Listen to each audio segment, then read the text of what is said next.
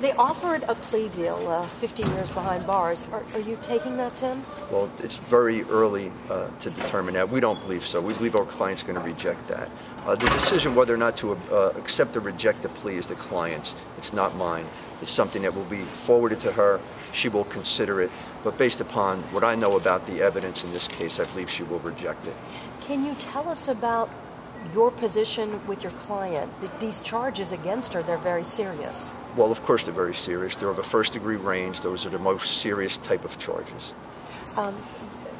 You want to tell us if she's, not guilty, or what do you want to say on behalf of your client? Well, she's pled not guilty. We believe in her innocence. She's anxious to receive her day in court, and she's very pleased that the proceedings have gotten to the point that she will be able to do that. Can you talk about the circumstances or, her position as to why she's pleading not guilty? Well, we just received the discovery today. Despite the fact that you folks have been following this case for a while, it is still early on in it. I've given some comments in the past about a more specific position, and we stand behind those. How has this affected her emotionally? I mean, what is she going through? Well, of course, it's a very stressful time for her. She's not a career criminal.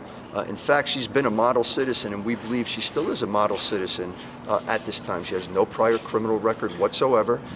Based upon my understanding, she doesn't even have a traffic ticket, nor even a detention in school. So she truly is a model citizen. She's not familiar with this process. It's very stressful for her. She's unnerved by it. But like I said, with that said, she's very anxious to have her day in court, and she's pleased that we've gotten to the point that she will be able to do that. The disruption of her family, is that something you could talk about? I mean, she's really struggling in terms of what's happening with her family. Well, she's a mother. We believe her to be a model mother, and I don't think that this case is deleteriously impacted upon that.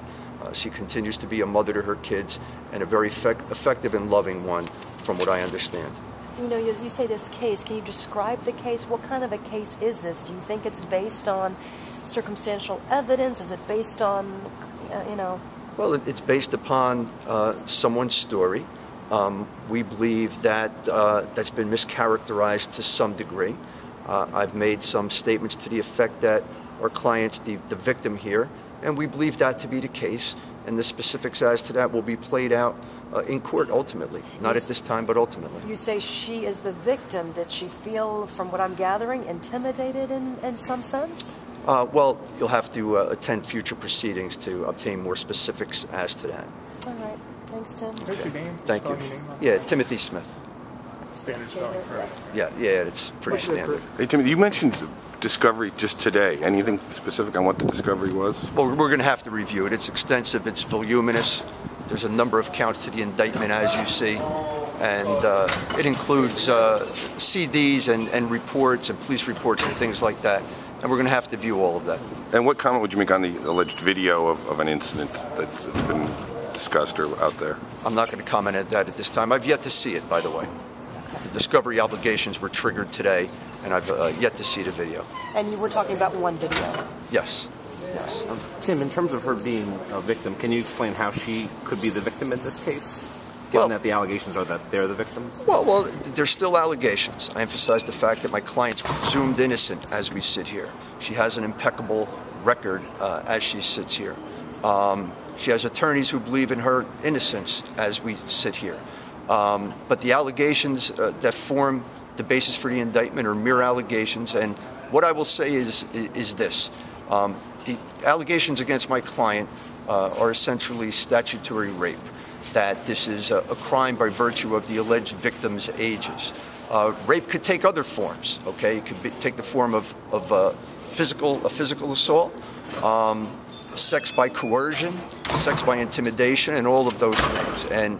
And we believe, as I've asserted before, that my client is the victim of a certain form of sexual assault, and we stand by that. You're saying a victim of a certain kind of sexual assault. Are you saying she was assaulted? Well, that's what I said, yes. And what kind of support, has there been any of her Columbia colleagues who've come forth to offer support or character witness, anything that you know of? I know that standing behind her. She has a lot of support in the school.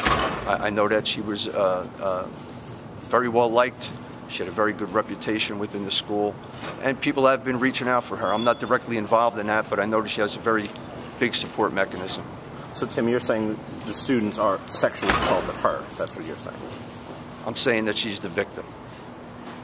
Okay. But in terms of being a victim of sexual assault, I'm saying that she is the victim. okay. And do you want to elaborate on how she could be the victim in this case? I'm not going to elaborate any further at this time, sir.